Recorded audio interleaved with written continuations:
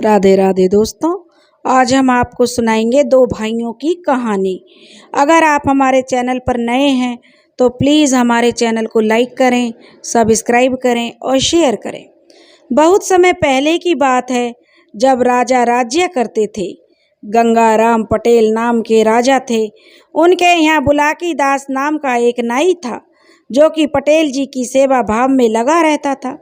नाई की नई नई शादी हुई थी और एक दिन नाई ने गंगाराम पटेल जी से बोले, अरे भाई नाई, हमारी गंगा नहाने की इच्छा हो रही है, क्या तुम हमारे साथ चलोगे? इतना सुनते ही नाई बोला, महाराज, इसके लिए तो मुझे अपने घर पर पूछना पड़ेगा। तो पटेल जी बोले, ठीक है भाई, पूछ करके कल हमें जवाब दे देना। शाम को नाई जब घर आया तो अपनी पत्नी से बोला, प्रिय, आज हमारे पटेल जी ने अपने गंगा नहाने की इच्छा व्यक्त की है, तो तुम्हारा क्या ख्याल है? इस पर नाई की पत्नी बोली, स्वामी, महाराज की इच्छा आपको साथ ले जाने की है, तो उनकी इच्छा के विरुद्ध तो हम जा नहीं सकते, किंतु हमारी भी शादी अभी नई नहीं हुई है, इसलिए मन तो आपको अपने से दूर करने का नहीं हो रहा। इसलिए मेरे पास एक योजना है, उसके मुताबिक महाराज का कहना भी पूरा हो जाएगा और आप मुझसे दूर भी नहीं होंगे। तब वह नाई कहने लगा कि क्या योजना है देवी? तो वह कहने लगी, स्वामी सुनो ध्यान से, कल सुबह जब आप पटेल जी के दरबार में पहुँचो तो पटेल जी से कहना कि महाराज, मैं आपके साथ चल तो रहा हूँ, लेकिन मेरी एक शर्त है। पटेल जी पूछेंगे, क्या शर्त है? तो आप कहना, महाराज, रास्ते में जहाँ कहीं भी कोई सवाल करूँ तो आपको उसका जवाब देना ही पड़ेगा। जहाँ आप मेरे सवाल का जवाब नहीं दे पाए तो मैं वहीं से वापस अपने घर लौट आऊँगा। इस तरह आप रास्ते में कोई भी विचित्र वस्तु देखकर उनसे सवाल कर देना। जब वह जवाब नहीं दे पाएंगे तो आप घर लौट आना। इतना सुनते ही नाई बोला, वाह देवी, कमाल की तरकीब बताई है आपने, मैं ऐसा ही करूँगा। और सुबह नाई जो पटेल जी के दरबार में पहुँच गया। दरबार में पहुँचते ही पटेल जी ने पूछा, तो कहिए नाई, क्या चलोगे हमारे साथ? तो नाई बोला, महाराज, मैं चल तो रहा हूँ, लेकिन मेरी एक शर्त है। राजा ने कहा कि जहाँ कहीं भी, क्या शर्त है? तो नाई कहने लगा, रास्ते में जहाँ कहीं भी कोई भी सवाल आपके सामने रखूं तो उसका जवाब आपको देना ही होगा। अगर आप मेरे सवाल का जवाब नहीं दे पाए तो मैं वहीं से घर लौट आऊँगा। इस पर पटेल जी बोले, भाई नाई, हमें तेरी शर्त मंजूर है। और गंगाराम पटेल और नाई गंगा नहाने के लिए चल दिए। दोनों अपने अपने घोड़ों पर सवार होकर गंगा नहाने जा रहे थे। रास्ते में चलते चलते शाम हो गई और किसी शहर के किनारे के एक बगीचे में उन्होंने अपना पड़ाव डाल दिया। और पटेल जी कहने लगे कि नाई, आज हम यहीं रुकेंगे क्योंकि रात होने वाली है। अब गंगा स्नान के लिए सुबह ही चलेंगे, इसलिए नाई तुम बाजार जाओ और अपने लिए खाने पीने का बंदोबस्त करके आओ और घोड़ों के लिए भी दाने और घास ले आओ। इतना सुनते ही नाई जो है पैसे लेकर बाजार की तरफ चल दिया। बाजार में पहुंचकर नाई ने अपने लिए खाने पीने का सामान खरीदा और घोड़ों के लिए दाना और घास लेकर पटेल जी की ओर वापस चल दिया। जब नाई बाजार से निकला ही था तो उसने अपनी पत्नी की नसीहत याद आ गई। नसीहत याद आते ही कोई विचित्र सवाल सोचने लगा और सवाल सोचते हुए पटेल जी की तरफ लौट ही रहा था कि रास्ते में एक गहरा कुआं दिखाई दिया, जिस पर एक आदमी को चीर फाड़ करके उस कुएं के इधर उधर किनारे पर पड़ी हुई थी। यानी कि एक आदमी को बीच से फाड़कर उसके दो पार्ट करके कुआं पर पड़े हुए थे और दूसरे किनारे पर, एक इस किनारे पर पड़ी हुई थी और दूसरे कुएं के दूसरे किनारे पर पड़ी हुई देखी। तो नाई ने सोचा, किसी मनुष्य की दो फाड़ करके कुएं पर इस तरह क्यों और किसने डाला है? नाई ने सोचा कि अब मैं जाते ही इस सवाल को जो पटेल साहब से करूँगा। तो और नाई ने उत्सुकता दिखाते हुए पटेल की ओर चल दिया। बगीचे में पटेल के पास पहुंचते ही नाई बोला, पटेल जी मेरे सवाल का जवाब दीजिए। तो गंगाराम बोले, अरे भाई नाई, घोड़ों को दाना पानी डालो, उसके लिए बाद भोजन बनाओ और रात को सोते समय मेरे दो जो मैं जब बोलूँगा तो तुम जो मेरे लिए 2 हुक्का भर देना और मेरे पैर दबाना, तुम्हारे सवाल का जवाब भी दूंगा। इतना सुनते ही नाई ने झटपट सारा काम निपटाया और खाना खाने के लिए जो है उसने पहले पटेल जी का खाना खिलाया और बाद में खुद खाया। उसके बाद पटेल जी का बिस्तर लगा दिया और पटेल जी से बोला, चलिए महाराज आराम करिए, मैं आपके लिए हुक्का भरता हूँ और आपके पैर भी दबाता हूँ और आप मेरे सवाल का जवाब दीजिए। इस पर पटेल जी बोले, ठीक है भाई नाई, चलो। और पटेल जी बिस्तर पर लेट गए। नाई पैर दबाने लगा और पटेल जी से बोला, नाई क्या सवाल है? पटेल जी नाई से बोले, बताओ नाई क्या सवाल है तेरा? तो नाई कहता है, महाराज बाजार से लौटते समय मैंने कुएं पर एक आदमी की 2 फाड़ कुएं के दोनों किनारों पर पड़ी हुई देखी। यह फाड़ किसकी हैं और ये किसने की हैं? इतना सुनते ही पटेल जी बोले, बस इतनी सा ही सवाल है?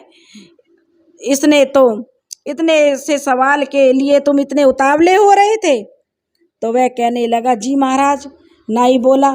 तो पटेल जी बोले, नाई ध्यान से सुनो, सो मत जाना, कहीं सो गए तो सुबह फिर मुझसे कहोगे कि आपने जवाब नहीं दे पाए और मैं घर लौट कर जा रहा हूँ। नाई कहने लगा, नहीं महाराज आप जवाब दीजिए, मैं ध्यान से सुन रहा हूँ। और गंगाराम पटेल ने जो है बोले कि ठीक है नाई, मैं सुनाता हूँ, जरा ध्यान से सुनो।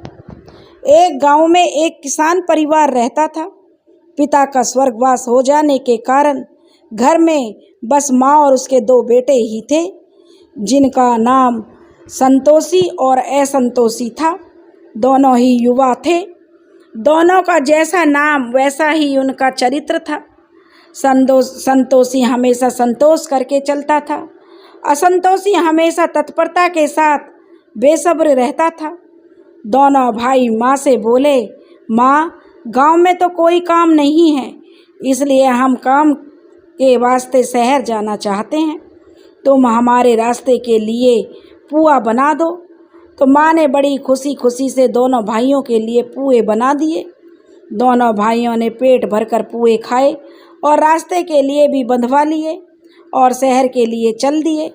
शहर दूर होने के कारण रास्ते में चलते चलते दोनों भाइयों को दोपहर हो गई। दोनों भाइयों को फिर से भूख और प्यास लगने लगी।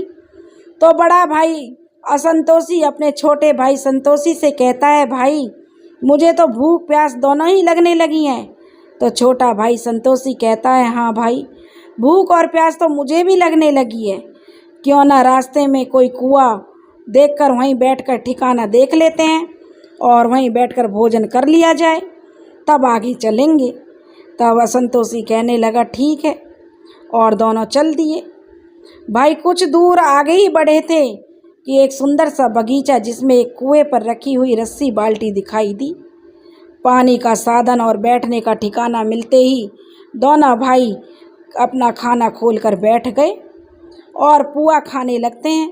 असंतोषी संतोषी से कहता है कि भाई मेरे गले में खाना अटक रहा है, तुम जरा पानी खींचकर ले आओ।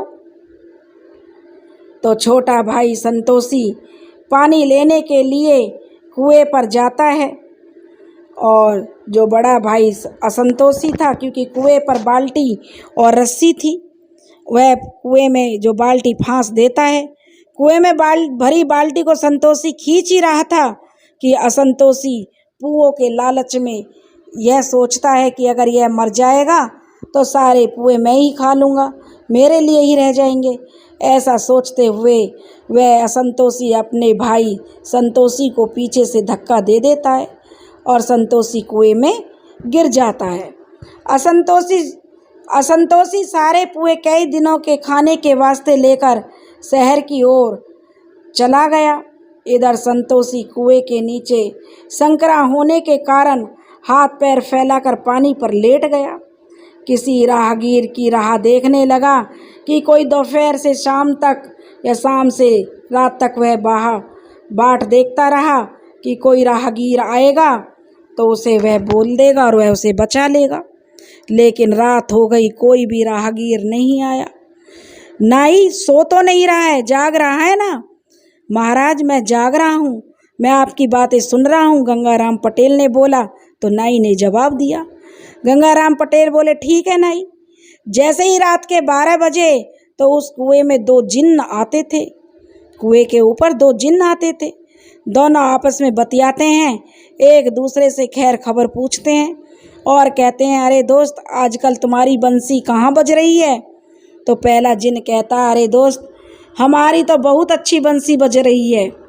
हम फला एक जो सूखा पीपल है, पीपल का पेड़ है, उस पर विराजमान है और उस पीपल के नीचे बहुत सारा खजाना गड़ा हुआ है। और हाँ दोस्त, लेकिन आजकल आप कहाँ विराजमान हैं? पहला जिन्न दूसरे से पूछता है। तो दूसरा जिन्न कहता है अरे दोस्त हमारी भी बहुत अच्छी बंसी बाज रही है। हम तो जो इस राज्य का जो राजा है इस राज्य का, उसकी एक लड़की पर विराजमान है, उसके सर पर सवार हैं। अच्छा तो हाँ दोस्त, लेकिन दोस्त एक बात बताओ, अगर हमको अपने ठिकाने छोड़ने पड़े तो कहाँ जाएंगे? दूसरा जिन कहने लगा अरे भाई, पहला जिन से कहता है कि अरे दोस्त हमारी बहुत अच्छी बंसी बाज रही है, हम जो कहीं नहीं जाने वाले। फिर भी वह कहने लगा भाई अगर ठिकाने छोड़ने भी पड़े तो क्यों छोड़ेंगे? ठिकाने जब छोड़ने पड़ेंगे जबकि जब देखी जाएगी। ये तो हमारा सीक्रेट है, कोई जान थोड़ी पाएगा, और हमारे सीक्रेट हम दोनों के सिवाय कौन जान सकता है? यहाँ रात के 12 बजे इस जंगल में किसकी हिम्मत है जो यहाँ आ जाए और हमारी बातें सुने?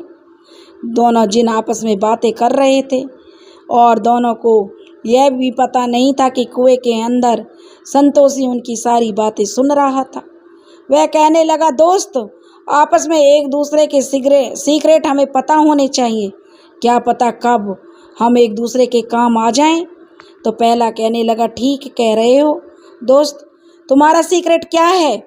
तो वह कहने लगा कुछ खास नहीं दोस्त, मैं जिस सूखे पीपल के पेड़ पर रहता हूँ उस पीपल के पेड़ के नीचे जो माल है, जो खजाना है, अगर कोई इंसान उसे खोद कर निकाल लेगा तो मुझे वहाँ से भागना पड़ेगा, वहाँ से जाना ही पड़ेगा। लेकिन दोस्त तुम्हारा सीक्रेट क्या है? तो पहला जिन कहने लगा भाई कोई खास नहीं है मेरा राज भी दोस्त, जिस राजा की लड़की के सर पर मैं सवार हूँ उस लड़की के सामने अगर काला घोड़ा लाया जाए और उस लड़की के हाथों से 3 संटी उस घोड़े को लगवाई जाए तो मैं उस लड़की के सर से उतरकर उस घोड़े पर बैठकर भाग जाऊंगा और फिर कभी उस लड़की के सर पर लौटकर नहीं आ सकता, कभी नहीं आऊँगा। दोनों जिन्नों की रात भर की ये सब बातें संतोषी बड़े ध्यान से कुएं में पड़ा हुआ सुन रहा था।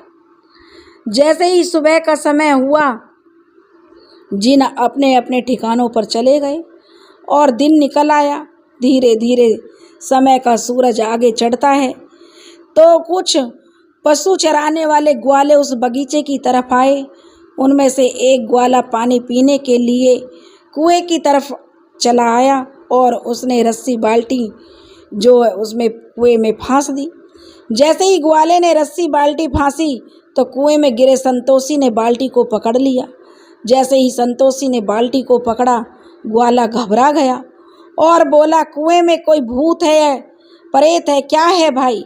तो संतोषी बोला भाई मैं कोई भूत प्रेत नहीं हूँ, मैं इंसान हूँ और धोखे से रात के अंधेरे में कुएं में गिर गया। अगर आपकी रहमत हो जाए तो भाई मुझे बाहर निकाल लो। इतना सुनते ही ग्वाला अपने साथियों को वहाँ बुला लेता है और संतोषी को कुएं से बाहर निकाल देता है। बाहर निकलकर संतोषी सभी ग्वालों का शुक्रिया अदा करता है। उसके बाद उसी शहर के बाजार में काम की तलाश में चला जाता है।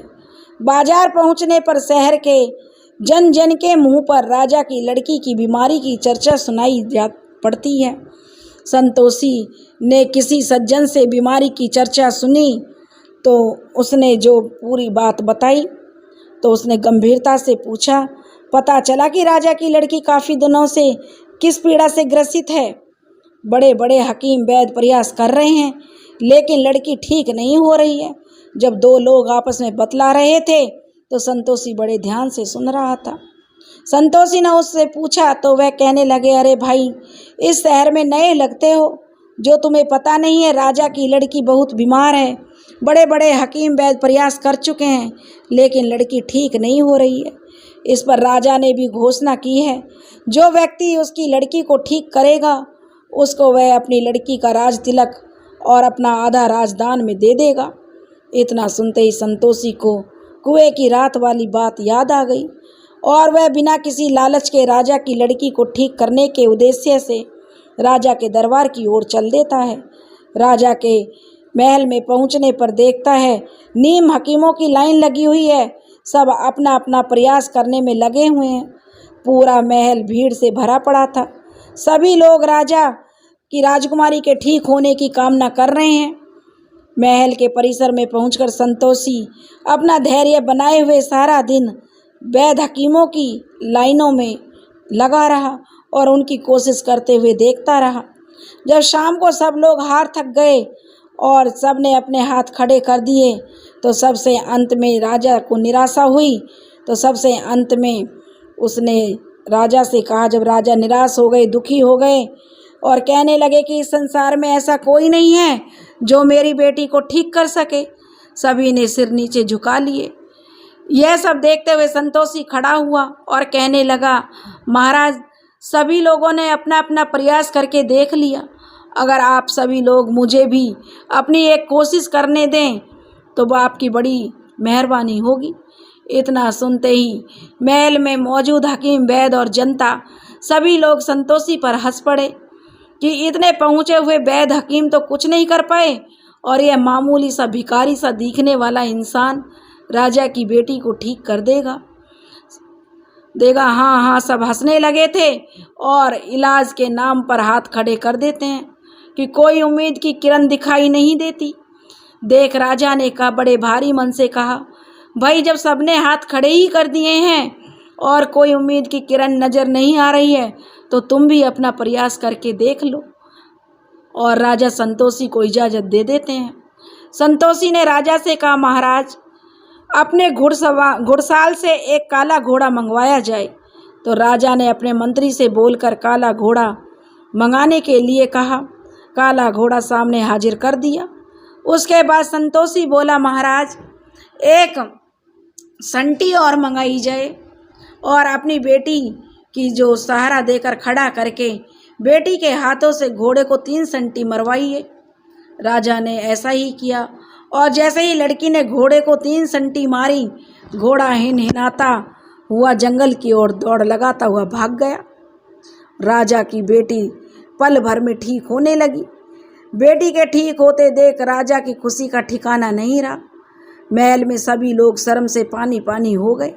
जो लोग संतोषी का मजाक उड़ा रहे थे वे राजकुमारी के ठीक होते ही राजा ने संतोषी को अपनी शर्त के अनुसार जो विशेष अतिथि गृह में पहुंचा दिया और उसकी शादी की तैयारियां शुरू कर दी।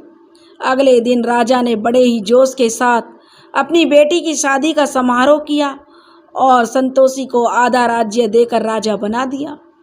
कुछ समय राज करने के बाद संतोषी ने किसी अनिष्ट को देखते हुए उस सूखे पीपल के नीचे खुदाई करने का आदेश दिया जिसमें असीम संपत्ति और धन निकलता है। सारे धन को वहाँ से खुदवाकर संतोषी अपने राजकोष में जमा कर देता है जिससे उसकी प्रजा का अच्छी तरह से विकास होता है। और सूखे पीपल के नीचे खजाना खुद जाने के बाद पीपल वाला जिन भी वहाँ से भाग खड़ा हुआ। इधर संतोषी राजा बन जाने के बाद बड़े ही अच्छे ढंग से राजकाज करने लगा। अपनी प्रजा की पीड़ा समझने के लिए प्रजा के बीच में जाता रहता और प्रजा भी अपने राजा से बहुत संतुष्ट थी, बहुत खुश थी। एक दिन संतोषी अपने सिपाहियों के साथ घोड़े पर अपनी रियासत में घूम रहा था। वहीं असंतोषी भिखारी रूप में भीख मांगता हुआ एक चौराहे पर दिखाई दिया। तो संतोषी ने अपने बड़े भाई को बड़ी आसानी से पहचान लिया और अपने सिपाहियों को आदेश दिया कि जो सामने भिखारी दिख रहा है उसे बुला कर लाओ। सिपाहियों ने जैसे ही भिखारी को पकड़ा तो संतोषी गिड़गिड़ाने लगा, मुझे छोड़ दीजिए, मैंने कोई गलत कार्य नहीं किया, मैं एक भिखारी हूँ, मैं किसी का क्या नुकसान करूँगा। इस पर सिपाही बोले, हम जानते हैं तुमने कोई अपराध नहीं किया, लेकिन हमारे महाराज आपको बुला रहे हैं, आप चलिए। असंतोषी डरते हुए सिपाहियों के साथ राजा के सामने उपस्थित हो गया। तो संतोषी कहने लगा, क्या आप मुझे जानते हैं कि मैं कौन हूँ? आपको कौन है जानते हो? तो वह असंतोषी कहने लगा, नहीं महाराज, आज आप हमारी रियासत के राजा हैं। इस पर संतोषी कहता है, नहीं राजा हम बाद में हैं, पहले अब हम तुम्हारे राजा हैं, इससे पहले का परिचय पूछ रहे हैं कि राजा बनने से पहले हम कौन थे। तो असंतोषी कहता, नहीं महाराज, मैं बताने में असमर्थ हूँ, मैं तो यही जानता हूँ कि आप रियासत के राजा हैं। और असंतोषी फिर कहता है कि राजा बनने से पहले मैं कौन था जानता है? तो वह असंतोषी कहता है कि नहीं। तब वह राजा कहता है, कोई बात नहीं, आपको अपनी माँ के बनाए पुए तो याद होंगे कि नहीं है? माँ के बनाए पुए का शब्द सुनते ही संतोषी सोच में पड़ गया, लेकिन कुछ बोल नहीं पा रहा था। तभी संतोषी बोला कि मेरे बड़े भाई, मैं तुम्हारा छोटा भाई संतोषी हूँ, मेरे साथ तुमने छल किया, लेकिन कोई नहीं, अब मेरे साथ चलो, तुम्हारा स्थान यहाँ भीख मांगना नहीं है, मेरे साथ राजघराने में है, तुम वहाँ पर महल में रहो, मेरे साथ महल में आ जाओ। और महल में लाने के बाद संतोषी के द्वारा सभी दास दासियों को आदेश दिया कि इसमें सबसे इनका हुलिया बदला जाए। उनका जो भाई था असंतोषी, उस भिखारी का जो हुलिया था उसको बदला जाए और राजघराने के हिसाब से उसे सब सुविधाएं मुहैया कराई जाएं। संतोषी ने अपने बड़े भाई को अपने बराबर का दर्जा देते हुए अपने महल में जगह दे दी और जब शाम को भोजन पर बिठाया तो सबसे पहला प्रश्न यही किया, संतोषी भाई, तू राजा कैसे बना? इस पर संतोषी बोला, बड़े भैया, इन सभी गुजरी बातों को छोड़ दो, जैसे भी बन गया, अब आप मेरे पास बड़े भाई की तरह बड़े स्थान पर रहेंगे, आपको यहाँ कोई असुविधा नहीं होगी। असंतोषी कहाँ मानने वाला था। यह सब जानने के लिए वह पीछे पड़ गया। तो संतोषी ने एक एक करके सारी बातें संतोषी को सुना दी कि इस पर संतोषी बोला, भैया, आज रात को तू मुझे उसी कुएं में डाला। तो वह कहने लगा, भैया, यह तुम क्या कह रहे हो? यहाँ पर आपको कोई कमी नहीं होगी। असंतोषी को लगा कि यह मेरे साथ नहीं जाएगा, तो खाना पीना खाने के बाद मन में फैसला कर लिया कि वह अकेला ही रात को उस कुएं पर चला जाएगा जिस कुएं में उसने संतोषी को गिराया था। रात को जब सभी लोग सो गए तो असंतोषी के मन में तो विचार चल रहे थे। वह तो सोच रहा था, संतोषी क्यों चाहेगा कि मैं भी उसकी तरह राजा बन जाऊं। वह चुपके से उठकर रात के 12 बजने से पहले ही और जो उस कुएं पर पहुंच गया। कुएं पर हाथ पैर किनारों से अड़ाकर पानी पर लेट गया, कुएं के अंदर कूद गया और हाथ पैर अड़ाकर, क्योंकि नीचे से कुआं संकरा था, उस पर लेट गया। दोनों जिन्नों का इंतजार करने लगा। जैसे ही रात के 12 बजे दोनों जिन घूमते हुए उसी कुएं पर आकर जो बैठ गए। दोनों कुएं के किनारे पर बैठे हुए बतियाने लगे, अरे दोस्त, हम तो बेघर हो गए भाई। दूसरा बोला, भाई, मैं भी बेघर हो गया, ऐसा लगता है किसी ने हमारी बातों को सुन रहा था। जिन इतना ही बोले थे कि कुएं से संतोषी बोला, की आवाज़ देने लगा कि जैसे ही वे बोल रहे थे उनकी हूँ की आवाज़ सुनी तो दोनों जिन कुएं में उतर गए और कुएं में से उसने संतोषी को पकड़कर कुएं के किनारे पर ले आए और बोले, दोस्त, यही है हम दोनों को बेघर करने वाला। इतना कहते हुए असंतोषी को दोनों जिन्नों ने एक एक टांग से पकड़ लिया और बीच में से चीर दिया। चीरने के बाद एक फाड़ इस किनारे पर रख दी और दूसरी फाड़ दूसरे किनारे पर रख दी। हे बुलाकी नाई, यह वही दोनों फाड़ हैं जो असंतोषी की हैं। असंतोषी के कारण अपनी जान गंवाने बैठा था। कि असंतोष था, उसके जो धैर्य नहीं था, इसलिए उसने अपनी जान गंवा दी। नहीं तो अपने भाई संतोषी के साथ राजा बन के राज करता। नाई, अब तेरे सवाल का जवाब पूरा हो चुका है। अब तू जवाब से संतुष्ट है या नहीं? नाई ने जवाब दिया कि महाराज मैं पूरी तरह से संतुष्ट हूँ। तो गंगाराम पटेल कहने लगे कि ठीक है नाई, अब सो जा, रात बहुत हो गई है, सुबह फिर गंगा स्नान के लिए चलेंगे। दोस्तों, अगर आपको कहानी पसंद आई हो तो प्लीज़ हमारी कहानी को लाइक करें, सब्सक्राइब करें और शेयर करें। राधे राधे।